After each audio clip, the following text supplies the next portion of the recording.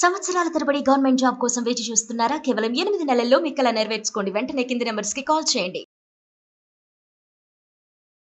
నమస్తే, welcome to Suman TV. ప్రస్తుతం మనతో పాటు ఉన్నారు తోడు నీడ ఆర్గనైజేషన్ ఫౌండర్ రాజేశ్వరి మేడం.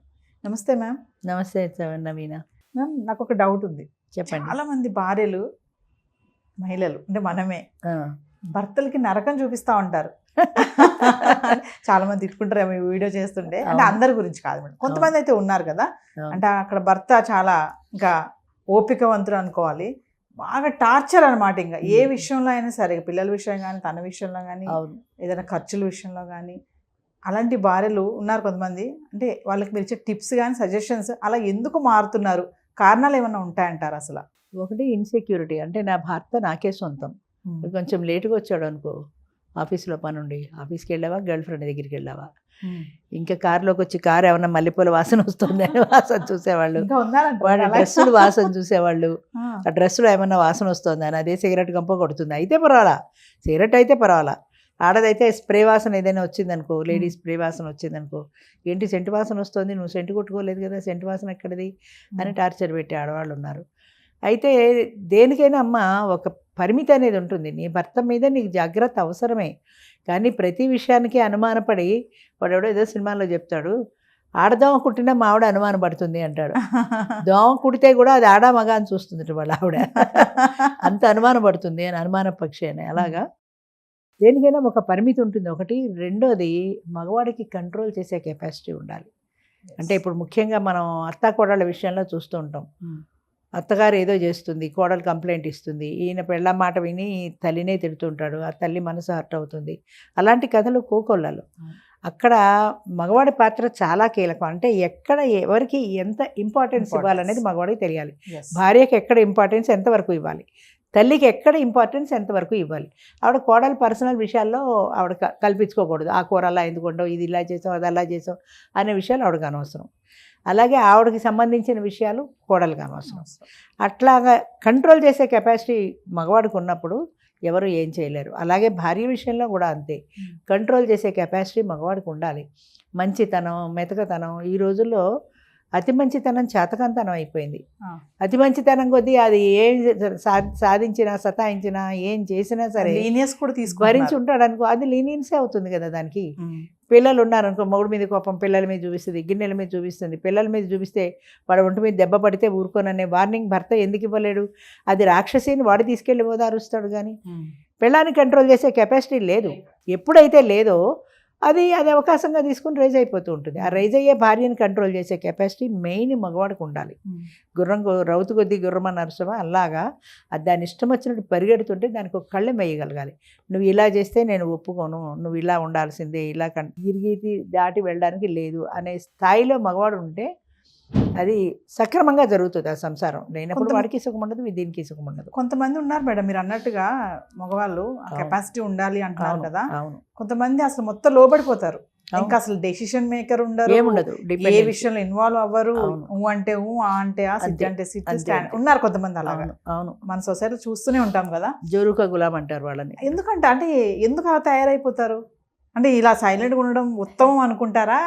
అది ఎందుకంటారు? అది దాన్ని ఏమంటారు, అది ఆడదాని కెపాసిటీ అనుకోవాలి. వాడిని మౌల్డ్ చేసుకుని తనకి అనుకూలంగా మార్చుకోగలిగిన కెపాసిటీ ఉన్న స్త్రీ అనుకోవాలి. అంతే కదా. మరి ఎలా మార్చలేకపోతుంది అవతల వాడిని? అది ఊ అంటే ఊ అంటాడు, ఆ అంటే ఆ అంటాడు. అది దాని మాట కాదనే శక్తి లేదు వీడికి. మొదటి నుంచి ఒక ఎడిక్షన్ అయిపోయింది. అది ఏమన్నా సరే ఊ ఉండడం అనేది ఒక ఎడిక్షన్ అయిపోయింది. అది కాదంటే మళ్ళీ గొడవ చేస్తుంది. నాకు ఎందుకు వచ్చిన గొడవ, ఈ గొడవ బదులు ఊ అంటే పోయింది కదా అని తనే సర్దుకోవడం మొదలెడతాడు. అది అక్కడి నుంచి డామినేషన్ మొదలెడుతుంది. నువ్వు అలా వెళ్ళడానికి వీల్లేదు, నువ్వు ఇలా వెళ్ళడానికి వీల్లేదు, నువ్వు మీ అమ్మతో మాట్లాడడానికి వీల్లేదు, నువ్వు మీ చెల్లితో మాట్లాడడానికి వీల్లేదు అంటే ఊని మానేస్తాడే. కానీ నా తల్లితో నేను ఎందుకు మాట్లాడకూడదు, నువ్వెవరు నాకు చెప్పడానికి, నీ తల్లితో నువ్వు మాట్లాడాలా అని తిరిగి అడగరు. అడిగితే భయం, గొడవ, మళ్ళీ ఎందుకు ఈ తలనొప్పి అని మానేస్తాడు తప్ప తలనొప్పి కాదు, దాన్ని నేను కంట్రోల్ పెట్టుకోవాలనే భావన మగవాళ్ళ ఉండాలి. అది లేకపోతే అంతే.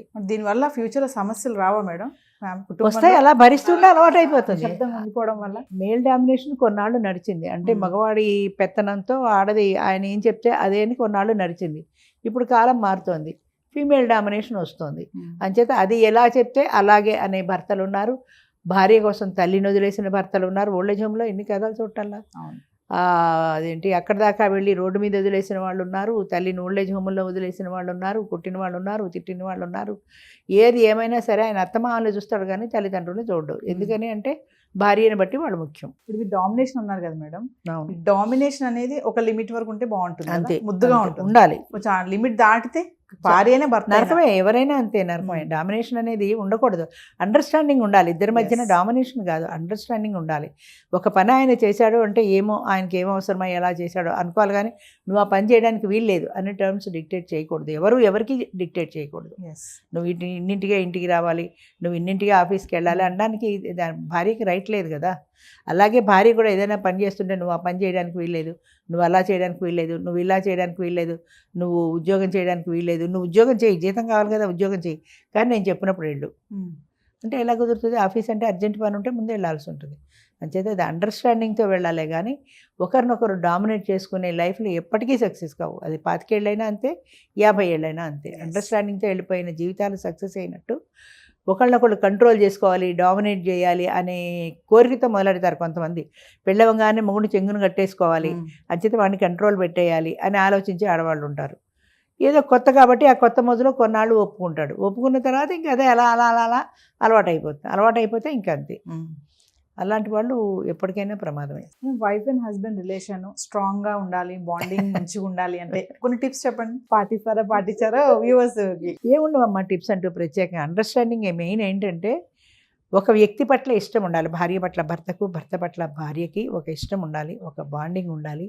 అవతల వాళ్ళ మాట పట్ల విలువ ఉండాలి. అంటే ఆవిడ ఇది చెప్పింది అంటే దాన్ని గౌరవించగలగాలి. గౌరవించే స్థాయిలో ఆమె కూడా మాట్లాడాలి. నువ్వు మీ అమ్మతో మాట్లాడడానికి వీల్లేదు అంటే అది గౌరవించి నేను మాట్లాడనంటే ఎలాగా? అంచేత ఆ స్థాయిలో ఆమె కూడా ఉండాలి, అదే స్థాయిలో ఈయన కూడా ఉండాలి. ఏదైనా చిన్న చిన్న డిఫరెన్సులు వస్తే ఒక అండర్స్టాండింగ్తో ఇద్దరూ కలిసి ఒక అంగీకారం వచ్చి సమస్యను సాల్వ్ చేసుకోగలగాలి.